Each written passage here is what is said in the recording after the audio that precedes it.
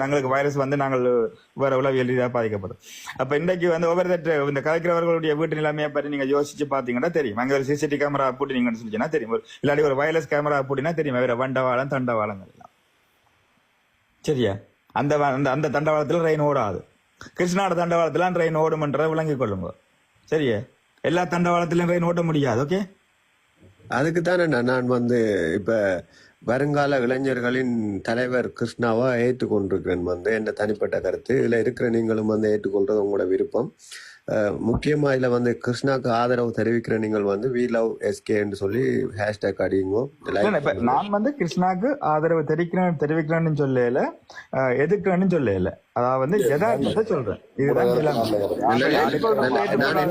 அவருடைய தனிப்பட்ட விருப்பம். என்ன வாழ்த்துக்கள். சூப்பர் கருத்து. இன்னொரு விஷயத்த நாங்க பாப்போமே, நான் முடிக்கிறேன். நீங்க பாக்குறோம் கிருஷ்ணா பற்றி இவ்வளவு அவதூறு காய்க்கிறாங்க. இன்றைக்கு தமிழ் தேசிய கூட்டமைப்புக்குள்ள இருக்கிற நிலைமையை யோசிங்கோ, தமிழ் தேசிய மக்கள் முன்னணிக்கு இருக்கிற நிலைமையை யோசிங்கோ, தமிழ் தேசிய மக்கள் கூட்டமைப்பு இருக்குதானே வந்து விக்னேஸ்வரையோட தலைமையில உள்ள கட்சியை பற்றி யோசிங்கோ. இன்றைக்கு வாரில் செஞ்ச எடுத்து கொடுத்து போட்டு இன்றைக்கு உள்ராட்சி மன்ற தேர்தலில் பிரச்சாரம் செய்கிறார். எவ்வளவு ஒரு சமூக விரோத இதை செய்கிறார். இன்றைக்கு தமிழ் தேசிய கூட்டமைப்பின் பொதுச் செயலராக வந்து தமிழ் தேசிய கூட்டமைப்புக்குள்ள தேசிய பட்டியலில் பின்கதவால வந்த சுமந்திரன் அவர்கள் இன்றைக்கு எவ்வளவு ஆளுமை செலுத்துறார். இன்றைக்கு அந்த கட்சியின் நிலைமை என்ன? இன்றைக்கு தமிழ் தேசிய கூட்டமைப்பில் இருக்கிறவர்கள் வந்து விடுதலை புலிகள் வந்து குற்றம் செய்திருக்கிறார்கள். சிறுவர்கள் இணைத்தது போல முஸ்லிம்கள் யாழ்ப்பாணத்திலிருந்து வெளியேற்றின இன சுத்திகரிப்பு, போர்க்குற்ற விசாரணைக்கு எந்த ஒரு ஆதாரம் இல்லைன்னு சொல்லக்கூடிய இந்த கோமாளிகளை வச்சு கொண்டிருக்கிறாங்க.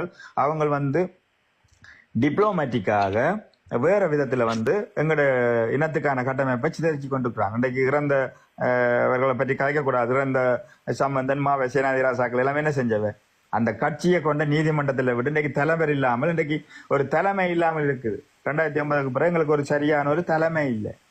இதை பற்றி கேட்கிறக்கு யார் எத்த நிக்கணும்? ஓகே, ஒரு நிமிஷம் அண்ணா. முரளிதரன் வணக்கம். வணக்கம் அண்ணா.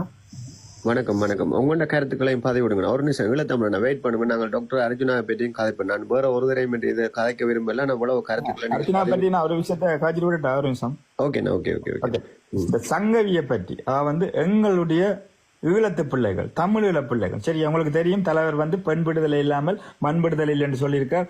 ஆணுக்கு பெண் நிகராக சொல்லி இல்லை, ஆணும் பெண்ணும் சமனாக இருக்கணும் என்ற எல்லாத்திலுமே செயல் வடிவத்துல நிகழ்த்தி இருக்குது, வரலாறு இருக்குது எங்களுக்கு. ஓகே, அந்த அடிப்படையில வடக்கு கிழக்கு தாயத்துல இருக்கிற தமிழீழ பெண்களை போய் இன்றைக்கு பார்லிமெண்ட்ல விபச்சாரி என்று சொல்லி கதைக்கிறத்துல இந்த அர்ச்சனா கோமாளி இருக்குது. அதுவும் சங்கவி என்ற ஒரு பிள்ளை வந்து அவ திருமணம் முடிச்சிருக்காவோ முடிக்கவில்லையோ அது ரெண்டாவது விஷயம். அது அவட தனிப்பட்ட பிரச்சனை. சரியா? ஒருவர் வந்து திருமணம் முடித்து பிடிக்காட்டிக்கு விவாகரத்து பெற்று இன்னொரு திருமணம் செய்யலாம், சட்டத்திலே இடம் இருக்குது. சரியா? அது ஒரு கட்டத்துல இருக்கும்போது இன்றைக்கு இந்த வர்த்தகர் வந்து ஒரு நாளைக்கு சங்கவியோட இருக்கிறதுக்கு 5 லட்சம் ரூபாய் செலுத்துறேன்னு சொல்ற இந்த கோமாளி அரிச்சுனா அந்த வர்த்தகரை பற்றி சொல்லலாம் தானே. இன்றைக்கு பெரும் பண முதலைகரா இருக்கிற இந்த வர்த்தகர் வந்து பல பெண்களை அணுகி லட்சக்கணக்கான காசை கொடுத்து ஒரு நாளைக்கு இல்லாட்டிக்கு மருத்துவத்துக்குள்ள உடல் உறவு கொள்ளினம் என்ற அடிப்படையில வந்து அவர்களுடைய பேர் விவரங்களை வெளியிடலாம் தானே. என்னத்துக்கு ஒரு பெண்ணை கொண்டு எங்க கதைக்க வேணும்? மண்ணுக்காகவும் பெண்ணுக்காகவும் பொண்ணுக்காகவும் போராடினவங்க. சரியா? இப்ப இந்த கிருஷ்ணாண்ட 19ஆம் தேதிக்கு பிறகு என்ன நடக்கும்னு பார்த்ததுக்கு பிறகு நான் டாக்டர் YIPL அர்ஜுனாவுக்கும் தமிழ் புரோவுக்குமான நேரலையே நான் போடுவேன். வந்து நேரம் கிடைக்கும் நேரம் டாக்டர் அர்ஜுனாவுக்கு நான் ஒரு தனி நேரில் போடுவேன்னா கண்டிப்பா நீங்கள் வந்து அதை பற்றி கதைப்போம். நாங்கள் விவாதமா நல்லபடியா கதைப்போம். நன்றி அண்ணா. வந்து ஓகே. முரளிதரன் வணக்கம். வணக்கம் அண்ணா. நான் யூகேலேருந்து கதைக்கிறேன். நீங்கள் எங்க இருக்கிறீங்கன்னா? அது அவசியம் இல்லையா? கிருஷ்ணாவை பற்றியான அவங்களோட கருத்துக்கள் ஏதாவது இருக்குதுன்னா வந்து நான் 2-3 கேள்வி கொண்டு கேட்கிறேன். கிருஷ்ணா வந்து இந்த கெல்ப் வீடியோ போடுறாரு தானே? ஆமாம். மக்களுக்கு சேவை செய்யறதுக்காக போடுறாரா இல்ல தனக்கு ஒரு வருமானத்துக்காக போடுறாரா? மக்களுக்கு சேவை செய்யறதுக்கா? நான் பரவாயில்ல. ஓகே ஓகேண்ணா. மக்களுக்கு சேவை செய்யறதா? கிருஷ்ணாவால சேவை பெற்ற மக்களிட குடும்ப நிலை உயர்ந்ததா இல்லது கிருஷ்ணாண்ட குடும்ப நிலை உயர்ந்ததா? அதாவது உதவி பெற்ற குடும்பங்கள் தான் உயர்ந்திருக்கணும். அது கிருஷ்ணான்ற உடம்பு குடும்ப நிலை உயர இல்லையா? இல்ல அது அவற்ற இப்ப அவருக்கு ஒரு தொழில் இருக்குதானே, இப்ப அது அவற்ற பர்சனல் விஷயம். நான் உங்களுக்கு கேட்டான், சேவை நோக்கமா செய்யறாரா இல்ல அவர தொழில விடுங்கோ, அவர் வந்து உதவி செய்யறாரு மக்களுக்கு. ஓகே இல்லையாண்ணா, நான் கேட்கிறேன், கோவிக்காதீங்க. என்ன சொல்ல வாரீங்க? நான் கோவிக்கலையா? அது அவற்ற வருமானம், அது அவற்ற பர்சனல் விஷயம். அவர் 10 மாடி வீடும் கட்டலாம், அவர் எத்தனை கோடி ரூபாய் அவர் கட்ட பணத்துல வச்சு வீடு கட்டுற கதையே நான் கேட்கல. உங்கள்ட்ட நான் கேட்கிறேன், அவர் சேவை நோக்கமா செய்கிறாரா இல்ல ஒரு வியாபார நோக்கமா செய்கிறாரா? சேவை நோக்கமா தான் செய்யறாரு. ஏன் சேவை நோக்கத்துல செஞ்சா என்ன பிச்சை தான் எடுக்கணும்? அதுதான் பிச்சை எடுக்கணும். சொல்ல இல்லையா? அவர் வந்து என்ன உயரக்கூடாது. அவர் இல்ல உங்களோட கருத்து அப்படித்தானே இருக்கு. நீங்க சொல்ல விளங்கிக் கொள்ளுங்க. ஓகே, சேவை நோக்கமா செய்யறேன்னு சொல்லி சொன்னா தெளிவில்லாமல் ஒரு விளக்கம் இல்லாமல் கேள்வியை நீங்களே வைக்கிறீங்க. பாத்தீங்களா, உங்களோட கருத்து அப்படித்தானே இருக்கு. சேவை நோக்கமா செய்தா அவன் வந்து நல்லா இருக்க கூடாது, அதான் உங்களோட கருத்து. இல்ல முரளிதரன், நீங்களா அவர் மேல ஒரு இந்த பெருந்தொகையான பணத்தையும் கொடுத்து காவல்துறைக்கு அந்த பிள்ளைக்கும் தாய்க்கும் பெருந்தொகையான பணத்தை கொடுத்து காசு கொடுக்கலையா? உங்களோட கருத்துக்களை பார்த்தா நீங்கள் தான் அதுக்கு மூல காரணமா இருப்பீங்களன்னு ஒரு பழிவாங்கல் நோக்கத்தோட வந்து நீங்கள் சேவை செய்யறாரா இல்லாட்டி தொழிலா செய்யறாரான்னு இந்த தளத்துல வந்து உங்களுக்கு அப்படியே வைக்கும் போது அண்ணா, நீங்க தப்பா நினைக்காதீங்க. நீங்க கிருஷ்ணா வந்து சேவை அடிப்படையில செய்யறேன்னு சொல்றீங்க. இந்த கிருஷ்ணா பற்றி கேள்வி கேட்கிறீங்க. இந்த கோமாளி வந்து எங்கட பெண்களை வந்து விபச்சாரின்னு சொல்லி பார்லிமெண்ட்ல காட்சிய பற்றி என்ன நீங்க நினைக்கிறீங்க? ஐயோ, அது ஒரு முட்டாள்தனமான ஒரு பைத்தியக்காரன் இல்லையா? பைத்தியக்காரன் அந்த கதையை விடுங்க ஐயா, அந்த கதையை விடுங்க. அதான் அவனை வளர்த்து விடுங்க. பார்லிமெண்ட்ல போய் கதை கட்டும். ஆனா கிருஷ்ணா பற்றி விமர்சனம் செய்வோம். நல்லது செய்யறவனை பற்றியே காட்சி அவனை வந்து தமிழ் தேசிய பரப்பை தான் கற்றவனும்.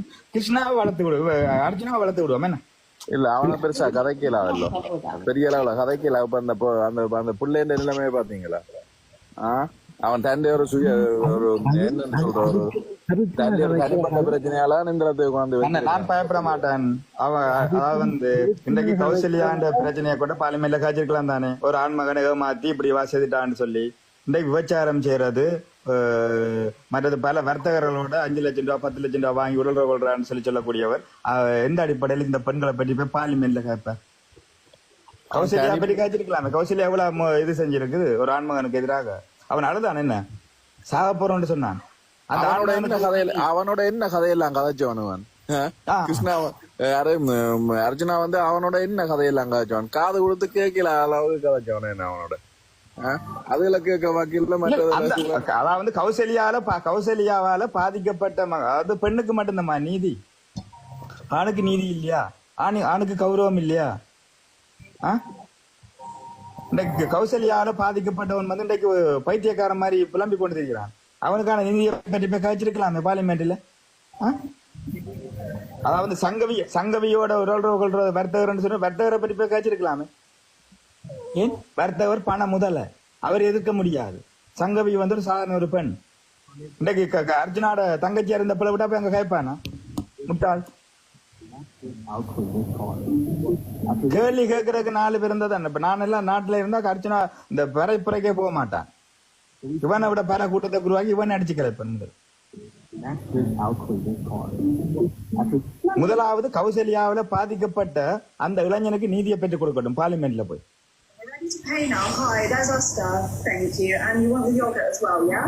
வணக்கம் ராதன். வணக்கம் ராதன்.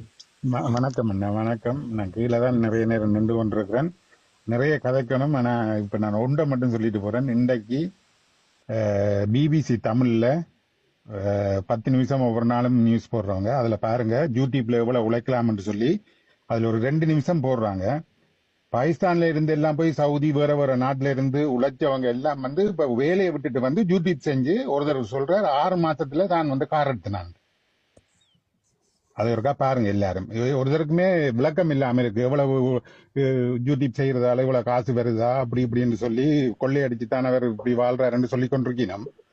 ஆனா யூடியூப்ல எவ்வளவு இன்கம் வருதுன்றது வந்து ஒருத்தருக்கும் புரிதல் இல்லை. இன்றைக்கு பிபிசில சொல்லி இருக்கு. தயவு செய்து போயிருக்கா பாருங்க. நன்றி. பவனிசன் வந்து அவுடி கார் எடுத்திருக்காரு, போட்டிருக்காரு.